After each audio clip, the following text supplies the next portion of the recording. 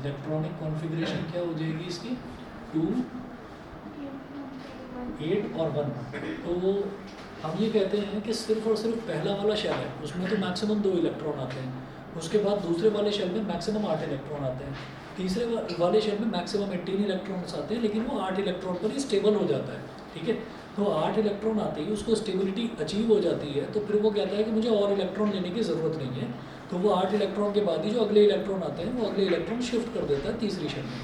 Same जो काम है वो तीसरी शेल के साथ होता है। तीसरी वाली जो शेल है, सॉरी चौथी वाली जो शेल है, चौथी वाली शेल में 32 आते हैं, लेकिन वो भी कहता है कि भाई मैं 8 इलेक्ट्रॉन लेकर मैं उसमें सेटिस्फाई हो जाऊँगा, तो स्टेबिलिटी 8 इलेक्ट्रॉन पर मिल जाती है। तो इसने कहा कि भाई पहले शेल में 2 आ गए, ये सेटिस्फाई है, दूसरे शेल में 8 आ गए, ये सेटिस्फाई है, अब तीसरे शेल में 1 इलेक्ट्रॉन आया, तो 1 इलेक्ट्रॉन के लिए बड़ा मुश्किल है कि वो बाहर से 7 इलेक्ट्रॉन्स को ड्रैग करके अंदर ला पाए, तो वो क्या करता है, वो उस 1 इलेक्ट्रॉन को डोनेट कर देते हैं।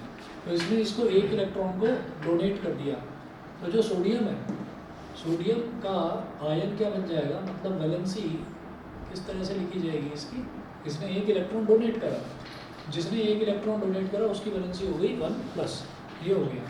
अच्छा, अब उन्होंने बोला था कि आपको वैलेंसी नहीं बतानी थी, इलेक्ट्रॉन कॉन्फ़िगरेशन भी नहीं बताना था, उनका ये कहना था कि आप इसका इलेक्ट्रॉन डॉट स्ट्रक्चर बताइए। तो इलेक्ट्रॉन डॉट स्ट्रक्चर क्या हो जाएगा, इलेक्ट्रॉन डॉट स्ट्रक्चर में ये होता है कि जो भी आपका एलिमेंट है उसके जो आउटर मोस्ट शेल में इलेक्ट्रॉन है उसको एक डॉट बनाकर रिप्रेजेंट कर दो। इसके आउटर मोस्ट शेल में एक ही तो इलेक्ट्रॉन है, तो आप क्या करेंगे, Na लिखोगे और इसके आगे बस एक डॉट लगा दोगे, खत्म, ये हो गया। अच्छा, उसके बाद इसी में अब बात करेंगे ऑक्सीजन की। ऑक्सीजन की, तो ऑक्सीजन का एटॉमिक नंबर बोलिए, ऑक्सीजन का एटॉमिक नंबर 8 हो गया। तो इसका जो इलेक्ट्रॉनिक कॉन्फ़िगरेशन है,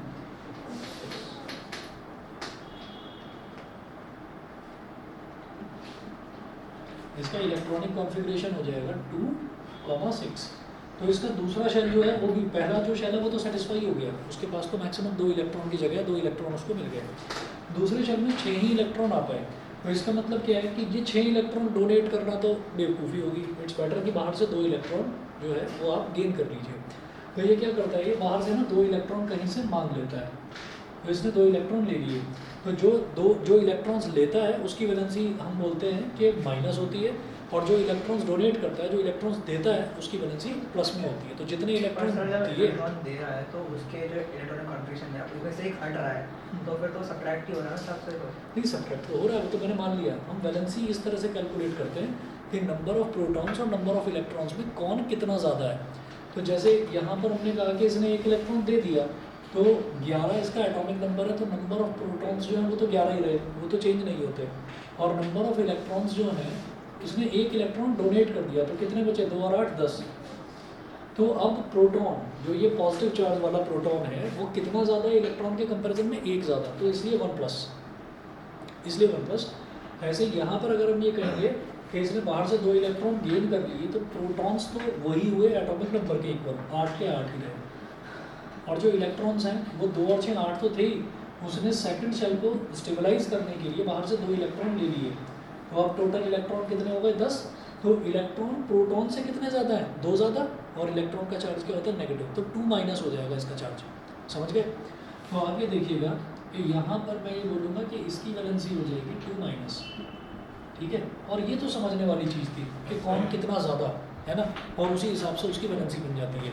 लेकिन एग्ज़ाम में टीचर ये थोड़ी समझेगा कि भाई आपने क्या सोच कर क्या लिखा है, आप इतना सोचना समझना मत, बस ये समझ लेना जिसने जितने इलेक्ट्रॉन दिए उसका उतना ही प्लस चार्ज, जिसने जितने इलेक्ट्रॉन लिए उसका उतना ही नेगेटिव चार्ज, खत्म, ठीक। तो इसने 2 इलेक्ट्रॉन लिए तो इसका चार्ज क्या हो गया, 2-, यानी कि इसकी वैलेंसी हो गई 2-। इसके बाद इलेक्ट्रॉन डॉट स्ट्रक्चर की बात करते हैं, इलेक्ट्रॉन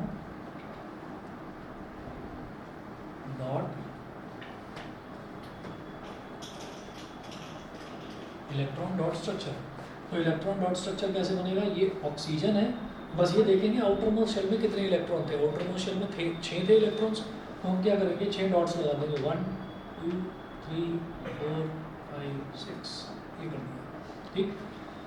तो इन्होंने इलेक्ट्रॉन डॉट स्ट्रक्चर बनाने के लिए बोला था। अब इसके बाद आप ये देखिए कि ये सारी कहानी, ये वैलेंसी, इलेक्ट्रॉनिक कॉन्फ़िगरेशन, ये क्यों लिखा है, ये मैंने समझाने के लिए लिखा है।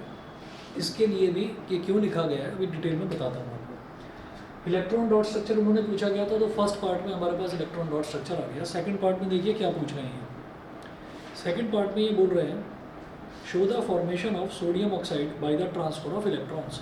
सोडियम ऑक्साइड की फॉर्मेशन आपको बतानी है by the transfer of electrons, ठीक है। अच्छा, अब ऐसा होगा by the transfer of electrons, तो आयनिक बॉन्ड में पढ़ रहा हूँ, तो आयनिक बॉन्ड में क्या होता है, आयनिक बॉन्ड में ना ट्रांसफर ऑफ इलेक्ट्रॉन्स ही होता है, और जो कोवलेंट बॉन्ड है, कोवलेंट बॉन्ड में शेयरिंग ऑफ इलेक्ट्रॉन्स, वहाँ पर इलेक्ट्रॉन्स शेयर करे जाते हैं। तो आपको क्या करना होगा, सेकंड पार्ट में आपने यहाँ पर बनाया सोडियम, सोडियम के पास एक इलेक्ट्रॉन आउटर मोस्ट शेल में ये लेकर बैठा हुआ है, और इधर बैठा हुआ है ऑक्सीजन, 1 2 3 4 5 6। तो जो ऑक्सीजन है, ऑक्सीजन के पास आउटर मोस्ट शेल में 6 इलेक्ट्रॉन्स हैं। ऑक्सीजन को बाहर से 2 इलेक्ट्रॉन चाहिए, तो बाहर से 2 इलेक्ट्रॉन चाहिए, तो बाहर से कहीं ना कहीं से तो लेगा। ऐसा तो नहीं है कि एटमॉस्फेयर में इलेक्ट्रॉन्स घूम रहे हैं, आ जाओ भाई ले लो, ठीक है, ऐसा तो नहीं है। तो वो कहीं ना कहीं से लेगा, ठीक है। अब क्या होगा कि इसको 2 इलेक्ट्रॉन्स की ज़रूरत है, तो इलेक्ट्रॉन्स लेगा किससे, इलेक्ट्रॉन्स उसी से तो लेगा जिसके पास एक्स्ट्रा है। इसके पास 1 इलेक्ट्रॉन एक्स्ट्रा है, तो इसने 1 इलेक्ट्रॉन इसे डोनेट कर दिया, 1 इलेक्ट्रॉन दे दिया, तो ये सेटिस्फाई हो गया। इसने कहा भाई 1 इलेक्ट्रॉन और मिल जाए तो पूरा स्टेबल हो जाएगा इसका सेकंड शेल। तो इसने कहा कि चलिए 1 सोडियम और आ जाएगा, और सोडियम के पास 1 इलेक्ट्रॉन एक्स्ट्रा था, तो इसने इसको डोनेट कर दिया, ठीक है। तो अब क्या हुआ कि ये जो सोडियम है दोनों के दोनों, ये दोनों सोडियम सेटिस्फाई, क्यों, क्योंकि इनके पास 1 इलेक्ट्रॉन एक्स्ट्रा था, इन्होंने दे दिया। तो अब क्या हुआ, अब इनकी आउटर मोस्ट शेल ही खत्म हो गई, शेल कभी भी खाली नहीं रहेगी, शेल कभी भी खाली नहीं रहेगी। इसीलिए मोस्ट ऑफ द केसेस में फिर वही बात है कि हाइड्रोजन के बारे में मैं भी नहीं बोल पाऊंगा, क्योंकि कोई साइंटिस्ट भी नहीं बोल पाया, तो मैं क्या हूँ, है ना। तो आप ये देखिए, जो हाइड्रोजन है, हाइड्रोजन के पास 1 ही इलेक्ट्रॉन होता है। अब अगर सोचो कि वो उस 1 ही इलेक्ट्रॉन को डोनेट कर दे, अगर वो उसी 1 ही इलेक्ट्रॉन को डोनेट कर दे, तो हाइड्रोजन की तो शेल्स ही खत्म हो गई, ठीक है। कोई शेल कभी भी खाली नहीं घूमती, वो शेल बनी ही तब है क्योंकि उस पाथ के अंदर, और शेल ऐसा नहीं है कि कोई एक सड़क बनी हुई है और उस सड़क के अंदर गोल गोल गोल गोल इलेक्ट्रॉन घूम रहे हैं, ऐसा नहीं है। इलेक्ट्रॉन्स जो हैं वो एक पर्टिकुलर पाथ पर एक के पीछे एक भागे जा रहे हैं, एक के पीछे एक घूमते जा रहे हैं, ठीक है। तो अब जब वो एक के पीछे एक भागते जा रहे हैं, तो वो एक पर्टिकुलर पाथ फॉलो कर रहे हैं, वो जो पर्टिकुलर पाथ है उसी को हम शेल बोल देते हैं, ठीक है। तो शेल अगर इलेक्ट्रॉन से गायब हो गए तो शेल ही खत्म है। आप सोचो कि ये एक खुला सा हॉल है, और इस हॉल में 2-3 बच्चे हैं, वो एक दूसरे के पीछे गोल गोल गोल गोल भागे जा रहे हैं, कोई गेम खेल रहे हैं, ठीक है। तो अब अगर मान लीजिए वो बच्चे ही चले जाएं, तो फिर वो सर्कल कोई पाथ थोड़ी रह गया, वहाँ पर कुछ रहा ही नहीं, वो तो खाली मैदान रह गया। तो वही बात है सारी की सारी कि इलेक्ट्रॉन्स अगर गायब हो गए किसी भी शेल में से, तो शेल एग्जिस्ट नहीं करती, फिर शेल खत्म, और शेल खत्म तो एटम खत्म, ठीक है। फिर वो एटम का कोई मतलब नहीं है। तो ये थ्योरी समझाई गई बड़े दिनों तक, और ये कहा गया कि हाइड्रोजन कभी भी डोनेट करता ही नहीं है इलेक्ट्रॉन, ठीक है। लेकिन फिर कुछ 1-2 केसेस ऐसे एक्सेप्शनल केसेस आ गए कि हाइड्रोजन से ज़बरदस्ती डोनेट करवाना पड़ गया इलेक्ट्रॉन, कि उसके बिना ये कंपाउंड बनेगा ही नहीं, और वो कंपाउंड नेचर में एग्जिस्ट करता है, वो कंपाउंड नेचर में एग्जिस्ट करता है। तो एक एग्जाम्पल है इसका H2O,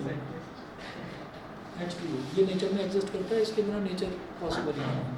और होता क्या है कि वैलेंसीज जो है वो क्रॉस ओवर करके लिखी जाती हैं। तो ऑक्सीजन की वैलेंसी तो हो गई 2-, ऑक्सीजन की वैलेंसी 2-, अभी तो देखा, ठीक है। और हाइड्रोजन की वैलेंसी अगर H2O बनाना है तो 1+ लेनी पड़ेगी, 1+ लेनी पड़ेगी। और 1+ लेने का मतलब क्या है कि हम इसकी 1+ वैलेंसी बांट रहे हैं, इसका मतलब हमने हाइड्रोजन से 1 इलेक्ट्रॉन जो बेचारे के पास था वो भी डोनेट करवा दिया, ठीक है। तो हम ये कह रहे हैं कि ये जो हाइड्रोजन है इसको कोई आज तक समझ नहीं पाया, ठीक है। महादेव से बात करनी पड़ेगी, भाई इसके बारे में बता दो, हमें नहीं पता, ठीक। तो इंसान धीरे धीरे सीख रहा है, धीरे धीरे चीज़ें पता चल रही हैं उसको, ठीक है। तो जब सब कुछ पता चल जाएगा, जब सब कुछ पता चल जाएगा तो तब यूनिवर्स जो है वो ख़त्म हो जाएगा, फिर दोबारा से लाइफ शुरू होगी, यही प्रोसेस है, ठीक। तो आप ये देखिएगा कि हाइड्रोजन की मिस्ट्री अभी मिस्ट्री बनी हुई है। क्या ऐसा असल में होता है, मतलब मेरा इल्यूज़न है या कुछ और है, मतलब तुम कुछ बोलते हो और तुम कहते हो कुछ नहीं, है ना। तो मुझे पता है, मुझे ऐसा लगता है कि कुछ उधर से आवाज़ भी आई, कुछ इसका मुंह भी चला, कुछ ये हंसा भी, है ना। बाद में ये कह देते नहीं सर कुछ नहीं, इसका मतलब सर आप हटले हो, आप वैसे ही, आपको भी समझ में तो आता नहीं। सुशील तो आप लोग हैं। सर सुशील है। क्या बोले सर, थैंक यू क्या हो गया भाई? सुशील बोलो। सुशील 1, सुशील 2, सुशील 3, ये भी एक सुशील 4, एक सुशील नंबर 1 जो है ना, सुशीलों का सुशील, तो वो तो बैच ए में आने लगा है ना। बैच ए में पता क्या करूँ, बैच ए में दो होंगे मान लो। नहीं, एक सुशील है, एक सुशील है। एक तो होगा। एक तो मेरे से बड़ा है, एक तो मेरे साथ मैं है, बोलूँगा सुशील सुशीलों का सुशील जो है ना, तो वो उसने वो कोना पकड़ रखा है। वो आती वहाँ पर आ जाएगा है ना, और आती अगर इधर उधर कोई बैठ, भाई तुम्हें पास बैठ जाए, तो ऐसे ऐसे करके सबको अपने पास बुला लेगा है ना। तो एक मैग्नेट की तरफ सबको उधर अट्रैक्ट करके, हाँ, चुपचाप उसका कम मोबाइल निकल जाता है, पता ही नहीं चलता। स्टील टाइप का बंदे के बैठ गया मैग्नेट को। चलिए खैर, तो अब क्या हुआ कि इसने सोडियम में, तो ये एक्सेप्शनल केस है, हाइड्रोजन जो है ये एक्सेप्शनल केस है। तो अब क्या हुआ, जो सोडियम है, सोडियम की आउटर मोस्ट शेल थी, आउटर मोस्ट शेल में एक इलेक्ट्रॉन था, तो एक इलेक्ट्रॉन उसने डोनेट कर दिया, तो अब उसकी आउटर मोस्ट शेल ये रह गई और इसमें 8 इलेक्ट्रॉन है, तो सोडियम हो गया स्टेबल। ठीक, दूसरा सोडियम भी हो गया स्टेबल और ऑक्सीजन भी स्टेबल, क्योंकि ऑक्सीजन की जो दूसरी शेल थी उसको 2 इलेक्ट्रॉन मिल गए, तो दोनों खुश। और जब दोनों खुश, तो दोनों ने अपना बॉन्ड बना लिया खुशी खुशी। इसको बोलते हैं आयनिक बॉन्ड। आयनिक बॉन्ड में क्या है कि कितने सोडियम थे, 2 सोडियम थे, तो Na2, और ऑक्सीजन कितना, 1, तो Na2O। अब क्या है इसमें कि ये इन्होंने बोला कि आपको सोडियम ऑक्साइड बनाना है और बनाकर दिखाना है by the transfer of electrons. अगर वो आपसे ना भी कहते हैं ना इलेक्ट्रॉन डॉट स्ट्रक्चर बनाना है, तो भी आप बनाएंगे, क्योंकि transfer of electron dot structure से ही दिखाया जाएगा। ये जो इलेक्ट्रॉन डॉट स्ट्रक्चर है ना, इसी से दिखाया जाएगा ट्रांसफर ऑफ इलेक्ट्रॉन्स। अगर वो कहेंगे कि नहीं आप सोडियम ऑक्साइड बना दो, तो सोडियम ऑक्साइड आप कैसे बनाओगे? फिर आपका काम ये होगा कि सोडियम की वैलेंसी 1+, ऑक्सीजन की वैलेंसी 2-। ठीक, अगर वो ये ना कहें कि ट्रांसफर ऑफ इलेक्ट्रॉन्स दिखाना है, तो आप सीधे सीधे बनाइए। वो सीधे सीधे कैसे बनेगा कि by the method of cross over valencies,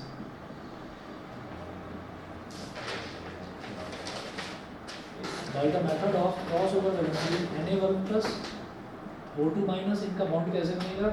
oxygen का 2 तो Na के साथ आ जाएगा, तो Na2, और Na का 1 ऑक्सीजन के साथ चला जाएगा, तो O, 1 लिखा नहीं जाता, तो Na2O। ठीक है, तब तो इतना छोटा सा इस तरीके से आप बना देंगे। लेकिन अगर वो बोलेंगे कि by the transfer of electrons, तो फिर ये बनाकर दिखाना पड़ेगा कि किस तरह से ट्रांसफर हुआ है। ठीक है, उसके बाद देखिएगा थर्ड पार्ट है, what are the ions present in this compound. इस कंपाउंड में आयंस कौन कौन से प्रेजेंट है? तो आप बोलेंगे Na1+ and O2-। Third part में कौन कौन से आयन मौजूद हैं? Na1+ and O2-। ये 2 आयंस मौजूद हैं इसमें। इसके बाद देखिएगा कोवेलेंट बॉन्ड। कोवेलेंट बॉन्ड देखने से पहले जरा सिलेबस पर नज़र डाल दूँगा कि ये सिलेबस में है या नहीं है। आप लोगों को पता है कि नहीं, करवाया स्कूल में?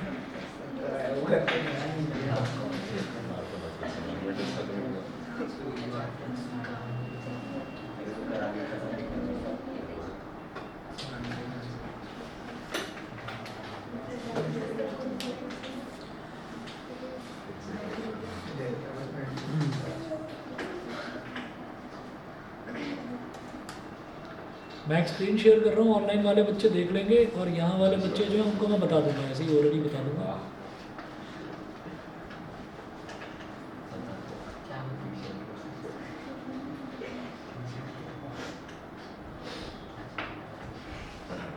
सर दोनों की नाक बह रही है, पंखा चलाना है। किसकी नाक बह रही है? ये दोनों है ना, मरीजों के बीच में बैठे हैं। कोई आई तो पंखा आ जा। मेरी जगह खाली है। अरे एक काम करो, बंद कर दो उसको, पंखे को, है ना। ऐसी कोई मतलब कोई चैलेंज ले रखा है क्या कि मैं जुकाम में पंखा चलाऊंगा? सर हम तो खुश थे इसी को लिख रहे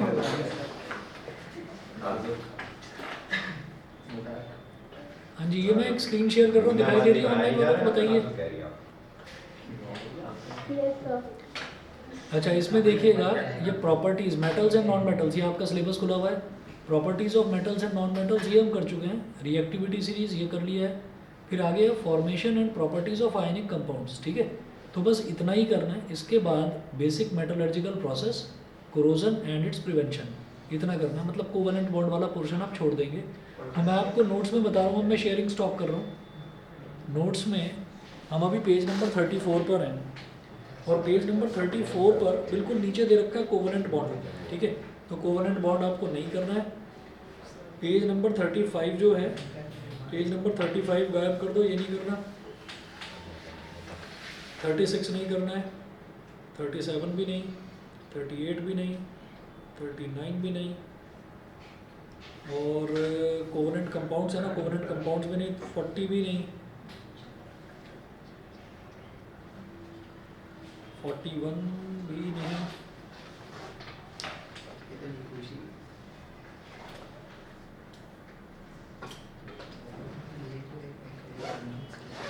41 तक आपको नहीं करना। पेज नंबर 35 से 41 तक नहीं करना है। फिर पेज नंबर 42 पर भी, पेज नंबर 42 पर ऊपर लिखा हुआ है प्रॉपर्टीज ऑफ आयनिक कंपाउंड्स, ठीक है। अपने नोटबुक में नोट कर लो कि क्या क्या करना है, क्या क्या नहीं करना। तो जो नहीं करना है वो देख लीजिए, पेज नंबर 35 से 41 तक तो कुछ नहीं करना है। पेज नंबर 35 से 41 तक कुछ नहीं करना है।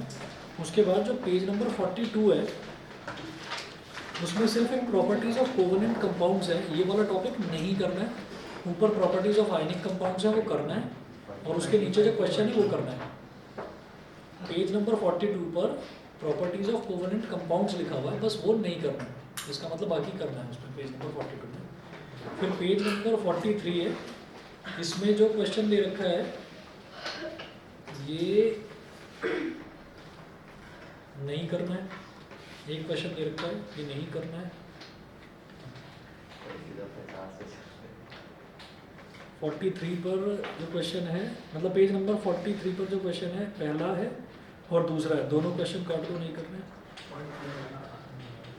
43 में कौन सा निकलना है? 43 पर एक क्वेश्चन है, एक क्वेश्चन ऊपर दे रखा है, एक क्वेश्चन नीचे दे रखा है, दोनों नहीं करना है। पेज ही नहीं करना। फिर पेज नंबर 44 पर आ जाना है, अकरेंस ऑफ मेटल्स पर। अकरेंस ऑफ मेटल्स अगर ये कर चुके हैं, नहीं करना है तो बता दो, रहने देता हूँ। और अगर चाहते हो कि दोबारा करा दो, दोबारा करा सिलेबस है दो। भाग हाँ, इस सिलेबस में कब पढ़ाना होता भागना सर करा दो सर। तो चलेगा। तुम्हारे लिए तो कराया था शायद।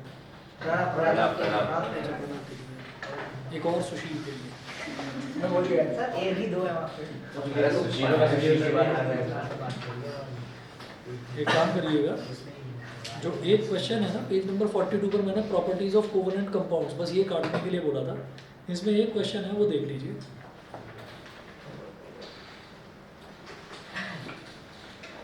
In the formation of the compound, page number 42 पर नीचे एक क्वेश्चन दे रखा है।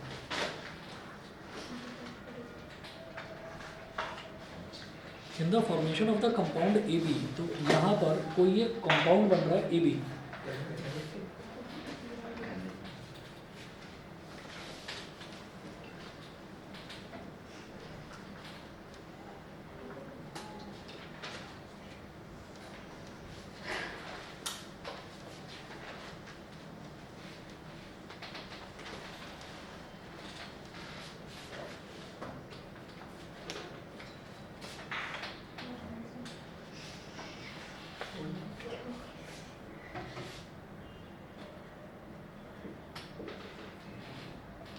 In the formation of the compound AB, atoms of A lost one electron each, while atoms of B gained one electron each. What is the nature of the bond in AB? Predict the two properties of AB. कुछ करना है इसमें? समझ गए? इन्होंने क्या बोला? In the formation of the compound AB, atoms of A lost one electron each. A के जो atoms हैं, वो क्या कर रहे हैं? एक इलेक्ट्रॉन लूज कर रहे हैं, ठीक है? डोनेट कर रहे हैं। और जो एटम है B के, वो एक इलेक्ट्रॉन गेन कर रहे हैं।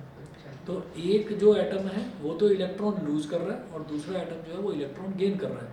तो जब एक इलेक्ट्रॉन लूज करता है एटम और दूसरा गेन करता है, तो इसका मतलब क्या है कि आयनिक बॉन्ड है, ट्रांसफर ऑफ इलेक्ट्रॉन्स हो रहा है। तो इन्होंने पूछा है what is the nature of the bond in AB, आप ये कहेंगे आयनिक बॉन्ड। दूसरा बोल रहे हैं predict the two properties of AB। तो आयनिक बॉन्ड की कोई दो प्रॉपर्टीज लिख देना उसमें। पेज इसी में, इसी वाले पेज पर बिल्कुल ऊपर आप देखिए, सबसे ऊपर चार प्रॉपर्टीज लिखी हुई हैं आयनिक कंपाउंड्स की, ठीक है। तो इसमें से कोई दो प्रॉपर्टी लिख देना। जैसे पहली प्रॉपर्टी है ionic compounds are usually crystalline solids. तो आयनिक कंपाउंड्स जो हैं वो जनरली सॉलिड्स होते हैं, क्रिस्टलाइन सॉलिड्स होते हैं। क्रिस्टलाइन सॉलिड्स का मतलब ये है कि अगर उनको तोड़ने की कोशिश करी जाए तो छोटे छोटे टुकड़ों में वो डिवाइड हो जाते हैं, क्रिस्टलाइन सॉलिड्स। दूसरा है ionic compounds have high melting points and high boiling points. Ionic compounds का मेल्टिंग पॉइंट और बॉइलिंग पॉइंट ये दोनों ही काफ़ी हाई होते हैं। थर्ड है ionic compounds are usually soluble in water but insoluble in organic solvents like ether, acetone, alcohol, benzene, kerosene, carbon disulphide and carbon tetrachloride. तो आयनिक कंपाउंड्स जो हैं वो पानी में तो घुल जाते हैं but insoluble in organic solvents. Organic solvents वो होते हैं, और सॉल्वेंट क्या होता है, कोई भी लिक्विड सॉल्यूशन को हम सॉल्वेंट बोल देंगे, ठीक है। तो वो जो सॉल्वेंट होते हैं, इसमें ऑर्गेनिक सॉल्वेंट्स की बात करी जा रही है। तो ऑर्गेनिक सॉल्वेंट्स वो होते हैं जिनमें कार्बन और हाइड्रोजन मौजूद होते हैं। जैसे ग्लूकोज है ना, तो ग्लूकोज का फॉर्मूला होता है C6H12O6। ग्लूकोज को आपने पानी में घोला, ग्लूकोज सॉल्यूशन तैयार हो गया, तो वो एक ऑर्गेनिक सॉल्वेंट है, ठीक। ऐसे ही जो पेट्रोल है, पेट्रोल भी एक ऑर्गेनिक सॉल्वेंट है क्योंकि वो भी हाइड्रोकार्बन्स होते हैं। हाइड्रोजन और कार्बन के कॉम्बिनेशन से ही पेट्रोल बनता है, ठीक। केरोसिन ऑयल है, वो भी हाइड्रोकार्बन है। तो जो भी कंपाउंड हाइड्रोजन और कार्बन के कॉम्बिनेशन से बनता है उसको हम बोल देते हैं ऑर्गेनिक कंपाउंड, वो ऑर्गेनिक कंपाउंड होता है। उसके बाद देखिएगा फोर्थ प्रॉपर्टी है ionic compounds conduct electricity when dissolved in water और melted because they contain charge particles called ions. Ionic compounds जो हैं वो इलेक्ट्रिसिटी कंडक्ट करते हैं जब उनको पानी में घोल दिया जाता है, ठीक है, या फिर उनको थोड़ा सा मेल्ट कर दिया जाता है। तो दोनों ही चीज़ें वही हैं कि कुल मिलाकर अगर किसी आयनिक कंपाउंड को पानी में मिला दिया जाए, यानी कि उसको लिक्विफाई कर दिया जाए, या फिर उसको पिघला दिया जाए। पिघलाने का मतलब भी ये है कि आयनिक कंपाउंड सॉलिड होते हैं, आप उनका बहुत ज़्यादा टेम्परेचर बढ़ा देंगे और जब वो मेल्टिंग पॉइंट पर पहुँच जाएंगे तो पिघल जाएंगे तो क्या होगा, लिक्विड फॉर्म में कन्वर्ट हो जाएंगे। तो इसका मतलब आयनिक कंपाउंड अपनी लिक्विड फॉर्म में इलेक्ट्रिसिटी कंडक्ट करते हैं, ठीक है। अगर मान लीजिए डिस्टिल्ड वाटर है ना हमारे पास, डिस्टिल्ड वाटर मतलब जिसमें बिल्कुल किसी भी तरीके का कोई आयन नहीं है, हमने पूरी तरीके से सारे सॉल्ट्स उसके गायब कर दिए, तो डिस्टिल्ड वाटर जो है वो इलेक्ट्रिसिटी को कंडक्ट नहीं करेगा। और अगर उसी डिस्टिल्ड वाटर में आपने 1 या 2 बूंद एसिड की मिला दी तो क्या हुआ कि आपने उस डिस्टिल्ड वाटर को आयनाइज कर दिया। आयनाइज करते ही अब वो कंडक्ट करने लगेगा। या फिर आपने उसमें कोई आयनिक कंपाउंड मिला दिया, जैसे कि नमक है NaCl जो घर में नॉर्मली मिल जाता है, तो आपने थोड़ा सा नमक उसमें मिला दिया, नमक मिला दिया तो वो कंडक्ट करने लगेगा। कोई ऑर्गेनिक सॉल्वेंट मिला दिया जैसे कि चीनी, तो चीनी का भी फॉर्मूला क्या होता है C12H22O11, ये शुगर का फॉर्मूला होता है जो घर में रखी रहती है। अरे ये तो पढ़ा होगा बायो में, नहीं पढ़ा, अच्छा। तो C6H12O6 होता है ग्लूकोज का फॉर्मूला, C12H22O11 ये होता है शुगर का फॉर्मूला। तो अगर कोई भी चीज़ पानी में मिला दी जाए इस तरीके की ऑर्गेनिक सॉल्वेंट या फिर कोई आयनिक कंपाउंड, तो फिर वो इलेक्ट्रिसिटी को कंडक्ट करने लगता है, ठीक। उसके बाद आ जाइए आप मेटलर्जिकल प्रोसेसेस पर, पेज नंबर 44 पर, अकरेंस ऑफ मेटल्स, ठीक है। ये हमारा लास्ट टॉपिक है इस चैप्टर का। अकरेंस ऑफ मेटल्स मतलब मेटल्स जो हैं वो अकर कैसे करते हैं। या तो ऐसा है कि अगर KGF पहुँच गए वहाँ पर तो सीधा सोना ही मिल रहा था, ठीक है, सोना ही मिल रहा था, तो गोल्ड तो अपनी नेटिव स्टेट में मिलता है, ठीक है। क्या देखी नहीं क्या फिल्म? नहीं, मैं कह रहा हूँ लाशें मिल रही होंगी। वो अधीरा की तलवार मिली, फिर लाशें मिली, है ना। तो मैं ये कह रहा था कि उसमें रॉ मटेरियल सर एंड में जो वो ये तो फोड़ दिया सर एंड में, क्या? बम फोड़ दिया था, तो तब AGI उड़ा दी थी पूरी। हाँ KGF, हाँ, तब की बात चैप्टर कर 2 रहे हैं। में की बात अच्छा तब की बात कर रहे हो। अच्छा मैंने सुना है, आपने चैप्टर 2 देखी? देख ली ना, वही तो बता रहा हूँ। तब भी याद नहीं। हाँ तो मैंने इसीलिए नहीं याद है इस बात मैंने सुना, किसने कुछ बोला। तो मैं लास्ट में नहीं पहुंचा, मैं तो पहले पहुंच रहा था। 3/9 था कुछ, क्या 3/9 था उसमें कुछ। ये क्या होता है? आपने KGF नहीं देखी? हाँ सर माइंड, अच्छा माइंड, वो 3/9 का मतलब ये था उसमें, 3/9 का मतलब समझ गए थे ना? हाँ। क्या? की बात करती है। जब माइंड्स होती है वो कुत्ते कुत्ते आगे चली जाती है रास्ते में, इसलिए। अरे कोई से यार, वो क्या कहा? वो हाँ, 3 माइंड थी उसमें से उन तीन ही बता। हाँ, वो 3 बनती है। नहीं, उसमें से 3 ही खुली हुई थी, बाकी 6 बनती। बाकी 6 वो बंद खुली थी थी। उसमें। और वहाँ पर ये बता रखा था कि ये सेक्टर 9 की 3 माइंस हैं। सब अलग अलग सेक्टर 9 है। 1/9, 2/9, 3/9, तो सेक्टर 9 है, सेक्टर 9 की वो पूरा सिटी बना रखा था ना, इस सेक्टर 9 की 3 माइंस है। बाद में पता चलता है कि वो जो 9 है, बाकी की जो 6 हैं वो दबा रखी हैं, उनको खोला नहीं है अभी, तो बाकी की वो माइंस खुल जाती हैं, तो उसमें क्या होता है कि डायरेक्ट सोना निकलता है। तो जो गोल्ड है, गोल्ड तो डायरेक्ट मिलेगा अपनी नेटिव स्टेट में, जहाँ से मिलेगा वहाँ मिट्टी मिट्टी लग रही होगी, उसकी साफ़ सफाई करी जाएगी, बस इतना। और इसी तरह से सिल्वर है। लेकिन अगर हम आयरन की बात करें तो आयरन जो है वो अपनी नेटिव स्टेट में नहीं मिलता। आयरन कैसे मिलेगा? आयरन का और क्या होता है? आयरन का और क्या होता है? क्या हेमेटाइट होता है। और इसी तरह से एल्यूमिनियम का और भाई मेरे से क्या पूछा जा रहा है? ये पिक्चर देखते नहीं हो। पिक्चर में थोड़ी बताया। अरे ये भी बताया था उसमें, इसी से पता चल रहा है कि ना पढ़ाई ढंग से करते ना पिक्चर ढंग से देखते हैं। हम है नहीं करते हैं भाई। अब इस चीज़ का असर पता है क्या होगा? इस चीज़ का असर ये होगा, ये आप जाते ही देखे दोबारा कि कहाँ पर था, वहाँ पर आयरन घर से बाहर निकालने मूवी देख रहा बैठ। ये थोड़ा सा। और कुछ ऐसा हो जाए, कुछ ऐसा सिस्टम हो कि जब तुम मूवी देखने बैठो मुझे पता चल जाए और मैं उधर मिस्ड कॉल खेलना शुरू करूँ, पापा को फ़ोन लगाने के देखूँ कर क्या रहा है, मूवी देख रहा मैं है क्या बोलूँगा, सर ने कहा एक सर कि ध्यान दे रहा है। बस। जो बात तो चलिए जी आगे देखिएगा। The earth crust is the major source of metals. Most of the metals are quite reactive and hence they do not occur as free elements in nature. तो ज़्यादातर जो मेटल्स हैं वो बहुत ज़्यादा रिएक्टिव होते हैं और वो नेचर में फ्री एलिमेंट्स की तरह मौजूद नहीं होते। बहुत ज़्यादा रिएक्टिव होते हैं, तो रिएक्टिव का मतलब तो यही हो गया ना कि हम ये कहें कि सोडियम अगर अपनी ओरिजिनल फॉर्म में मिलने लगे तो क्या होगा, वो बार बार ऑक्सीजन के साथ रिएक्ट करके सोडियम ऑक्साइड ही बनाता रहेगा, ठीक है ना।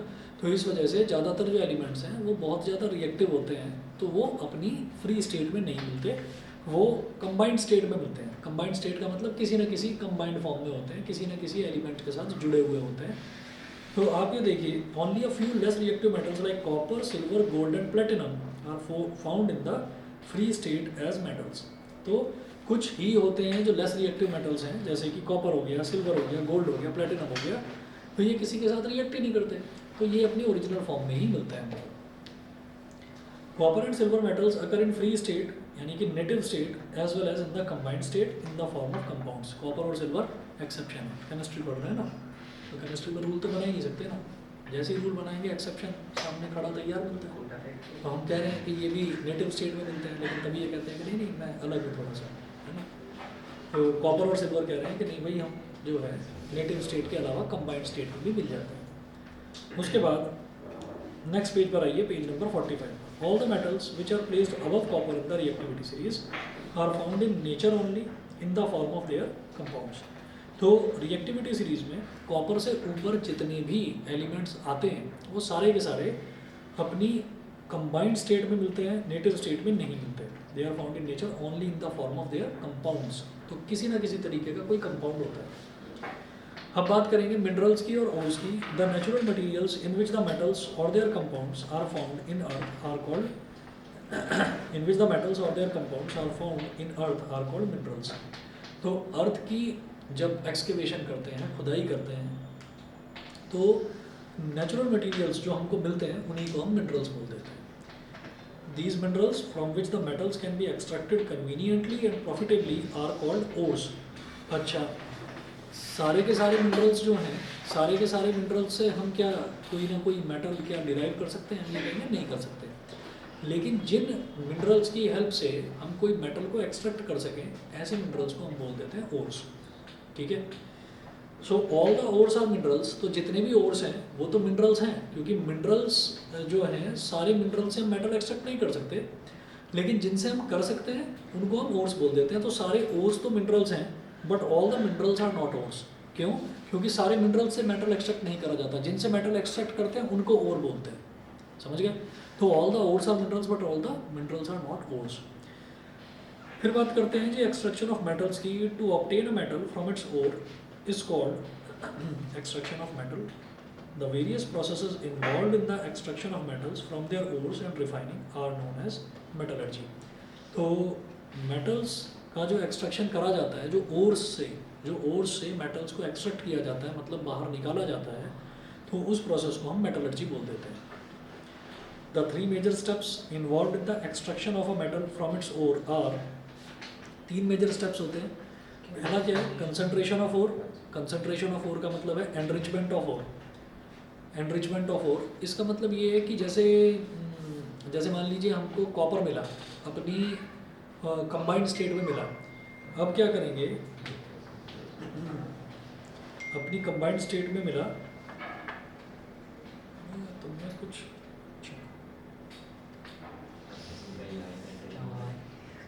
नहीं, मुझे लगा कि तुमने कुछ गड़बड़ करी है, तुम्हारे घर से मैसेज आया। एक्चुअली आरुष 3-4 है, तो दूसरे आरुष का मैसेज था। आरुष सिन्हा और आरुष सिंह थोड़ा कॉमन लगता है ना, तो आरुष सिंह मैसेज आया। मैंने सोचा यहाँ बैठा हूँ मैसेज कर रहे क्या।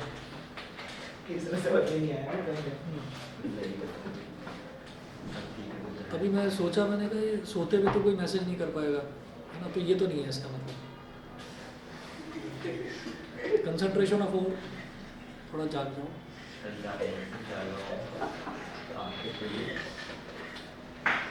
खुली आंखों से सोना जानते हो।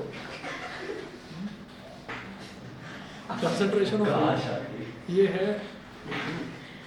कभी कभी मुझे लगता है कि या तो आप लोग ट्यूबलाइट हो या मैं हूँ, थोड़ा देर से समझते हो। चलिए जी, concentration of ore, enrichment of ore. Concentration of ore का मतलब ये है कि हमारे पास कोई एक चीज़ रखी हुई है। मान लीजिए हमने ज़मीन में से कोई एक टुकड़ा निकाला बड़ा सा। अब उस टुकड़े को हम ये देखना चाहते हैं कि ये है क्या चीज़। तो जैसे आर्कियोलॉजिकल सर्वे ऑफ इंडिया वाले खुदाई करते हैं तो उनको पुरानी पुरानी मूर्तियाँ, पुराने सिक्के वगैरह कुछ मिल जाते हैं। तो निकाली गई कोई चीज़, अब उस चीज़ को ऐसा तो है नहीं कि हमने हथौड़ी वगैरह से उस पर जो है चोट करना शुरू करा और ये सोचा कि भाई उस पर मिट्टी वगैरह कुछ लग रही है वो हट जाएगी। पता चला वो मिट्टी नहीं थी, वो कॉपर था, तो कॉपर ही टूट गया। अब मूर्ति थी, पता चला आपने मूर्ति तोड़ दी, तो उसको स्टडी तो क्या करोगे। कई बार उस पर कुछ स्क्रिप्चर्स कुछ लिखे रहते हैं ना, और कुछ लैंग्वेज एक्सपर्ट्स ऐसे होते हैं जो पुरानी संस्कृत से पहले भी एक भाषा चलती थी, पाली बोलते थे उसको, पता है उसको पाली बोलते थे। पाली से संस्कृत डिराइव हुई है। देवनागरी लिपि तो सुना होगा, देवनागरी। तो देवनागरी लिपि तो सबकी मदर हो गई, और देवनागरी लिपि से ही पाली जनरेट हुई, पाली से संस्कृत जनरेट हुई, संस्कृत से हिंदी, तमिल, तेलुगु, कन्नड़, ये सारी लैंग्वेजेस। तो ये जो पाली है, पाली जो है देवनागरी के बाद अगला जो जनरेशन है, F1 जनरेशन पाली है, ठीक है। तो देखिएगा कंसंट्रेशन ऑफ ओर का मतलब क्या हुआ कि जैसे हमने कोई पुरानी चीज़ निकाली ज़मीन में से खुदाई करके, तो हम उसको एकदम से हथौड़ी छेनी से उस पर चोट करके उसको क्लीन करने की नहीं सोचते। हम क्या करते हैं, बड़ा सा कंटेनर लेते हैं, उस बड़े से कंटेनर के अंदर कॉपर सल्फेट डालते हैं। कॉपर सल्फेट की एक खास प्रॉपर्टी होती है, ये कॉपर सल्फेट जो है वो वैल्यूएबल मेटल्स को डिसॉल्व नहीं करता अपने अंदर। वैल्यूएबल मेटल्स कौन से हो गए, कॉपर हो गया, सिल्वर हो गया, गोल्ड हो गया, प्लेटिनम हो गया, आयरन, ठीक है, ये इनको डिसॉल्व नहीं करता। तो कॉपर सल्फेट का एक बड़ा सा कंटेनर लेकर कॉपर सल्फेट उसके अंदर डालकर उसके अंदर उसको डाल देते हैं, जो भी चीज़ हमको मिली है।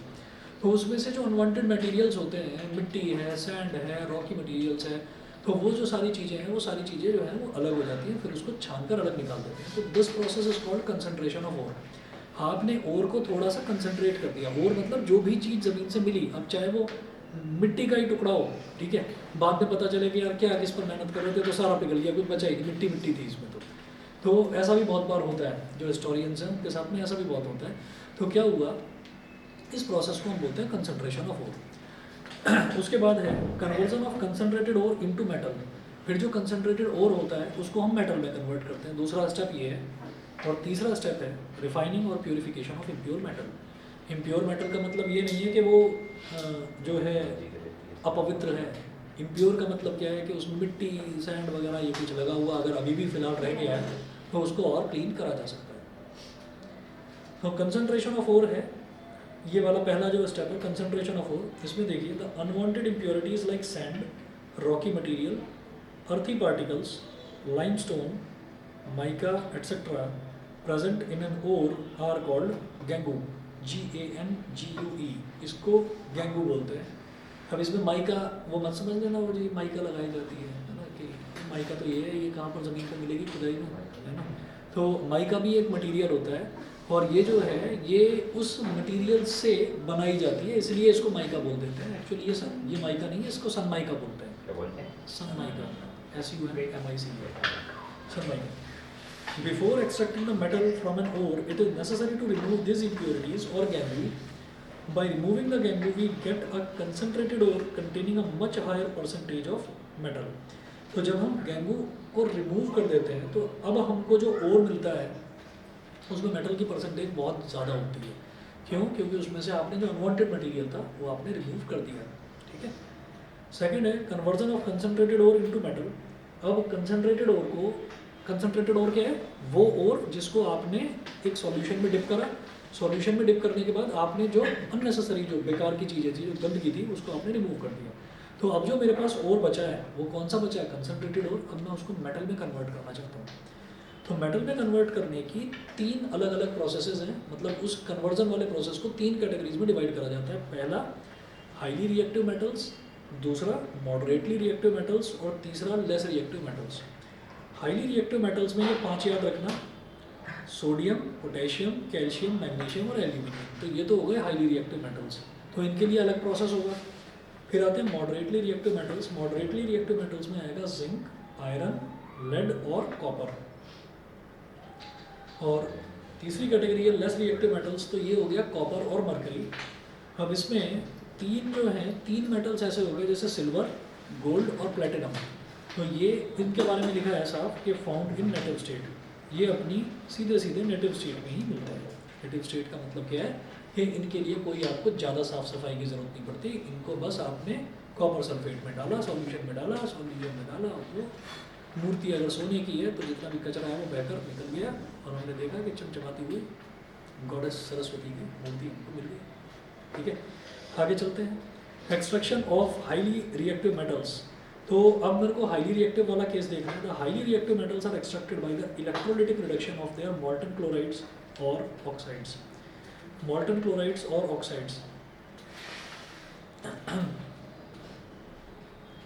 हाईली रिएक्टिव मेटल्स जो हैं वो या तो अपने क्लोराइड की फॉर्म में मिलेंगे नेचर में, और या फिर अपने ऑक्साइड की। हमने कहा ना कंबाइंड स्टेट में मिलते हैं। इसका मतलब किसी न किसी एलिमेंट के साथ कंबाइंड है वो ऑलरेडी।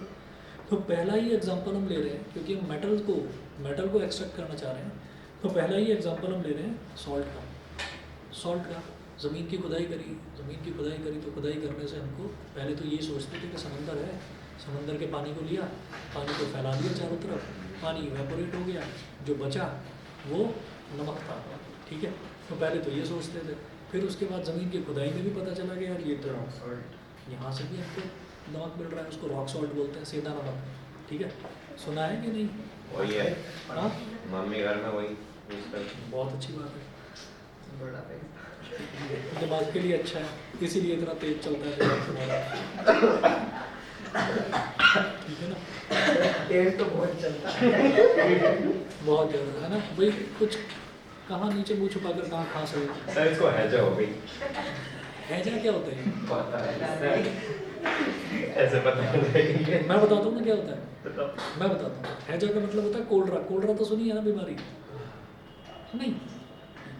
तो ये कहते हैं कि जो मक्खियाँ होती हैं ना, मक्खियाँ किसी गंदी चीज़ पर बैठी हैं और गंदी चीज़ पर बैठने के बाद खाने की चीज़ पर बैठ गई, और आपने क्या करा कि वही जाकर जो क्या होता है, अच्छा ये गंदी चीज़ है, अभी तो कह रहे हैं। अच्छा, और दूसरा ये है कि हैजा जो है वो उसका जो क्या कहते हैं जेंडर आपने चेंज कर दिया। हैजा हो जाता है, तुम कह रहे हो ना हैजा हो गई नहीं, हो गया।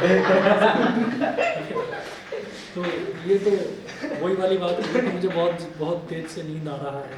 नींद हमेशा आती है। बिहारी एक्सेंट। हाँ, बिहार वाले भी ऐसे ही बोलते हैं।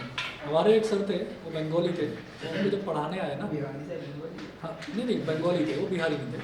तो वो जब हमको पढ़ाने आए, बैनर्जी सर नेम था उनका, वो जब पढ़ाने आए तो वो कहने लगे, कुछ बच्चों से बात हुई तो एक बच्चे ने कुछ बोल दिया कि सर मुझे समझ में नहीं आया, है ना, मैंने बोल दिया मुझे समझ में नहीं आया। और दूसरा बच्चा बोला सर ये वाली बात जो आपने लिखी है ना, ये समझ में नहीं आई। तो दोनों ही बच्चे गलत तो नहीं हैं, दोनों ही बच्चे सही हैं। अब वो पढ़ाते रुक गए, और रुकने के बाद ये कहने लगे कि अरे यार ये जो मतलब जो जेंडर का फ़र्क है ना, कह रहे ये मेरे को समझ में नहीं आया यहाँ से जब से मैं नॉर्थ में आया हूँ।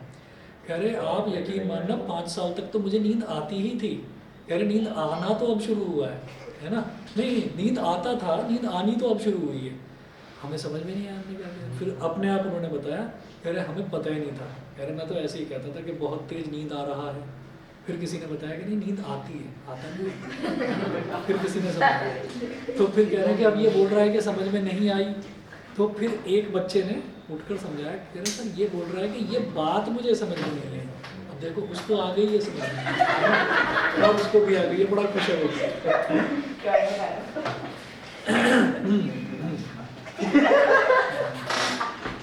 बहुत बढ़िया, नाम रोशन करेंगे सुशील बच्चे।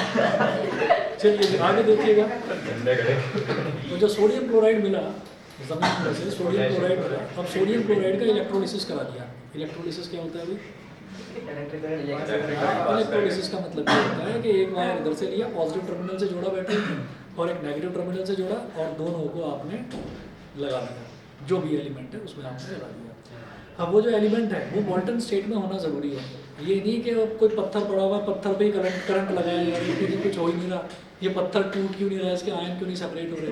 तो इलेक्ट्रोलिसिस प्रोसेस करने के लिए हमें उसको मॉल्टन स्टेट में यानी कि पिघली हुई स्टेट में लाना पड़ता है।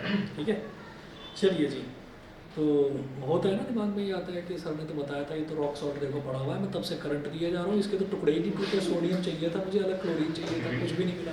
ठीक है, तो यहाँ पर नीचे लिखा हुआ है, सोडियम क्लोराइड के नीचे लिखा हुआ है मॉल्टन। मॉल्टन का मतलब एक्सट्रीमली हाई टेम्परेचर पर पहुँचा दिया, गर्म कर दिया, गर्म करने पर फिर वो पिघलना शुरू होगा। जब वो पिघला तो वो अपना लिक्विफाइड फॉर्म में आ गया। अब उसके बाद आपने उसके अंदर जो इलेक्ट्रोड्स हैं वो आपने अप्लाई कर दिए। तो भाई सोडियम अलग टूट कर और क्लोरीन अलग टूट कर, उसके बाद कैथोड और एनोड का रिएक्शन समझ जाओगे? समझ जाओगे? देखिए कैथोड क्या होता है, पॉजिटिव टर्मिनल या नेगेटिव टर्मिनल? कैथोड तो पॉजिटिव ही होता है ना, बिकॉज कैट माने प्लस है ना, और एन माने माइनस। कैथोड क्या होता है, पॉजिटिव या नेगेटिव? नेगेटिव होता है, ध्यान रखना हमेशा।